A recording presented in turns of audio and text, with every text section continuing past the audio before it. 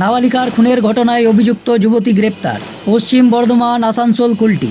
আসানসোলের কুলটি থানার নিয়ামতপুর ফাঁড়ি অন্তর্গত নিয়ামতপুর লাইনপার এলাকায় গত 6 জুলাই থেকে এক নাবালিকা নিখোঁজ ছিল। এরপর গত 8 তারিখ বিকেলে এলাকার বাসিন্দা শুভম বাউরির বাড়ির পাশে এক কুয়ো থেকে ওই নাবালিকার মৃতদেহ উদ্ধার করেছিল নিয়ামতপুর ফাঁড়ি পুলিশ।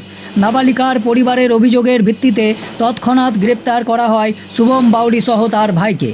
এরপর গতকাল দুপুরে নাবালিকার পরিবারের অভিযোগের থাকা শুভম বাউরির বোনকে আটক করে।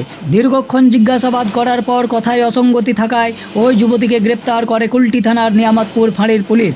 আজ ধৃত যুবতীকে আসানসোল আদালতে তোলা হয়। তদন্ত স্বার্থে যুবতীকে 5 দিনের পুলিশ হেফাজতে নেওয়ার আবেদন করা হবে আদালতে। সোনাই দাশগুপ্তর রিপোর্ট, টাইমস নাও, আসানসোল। এটা তো ঢুকে দেবে।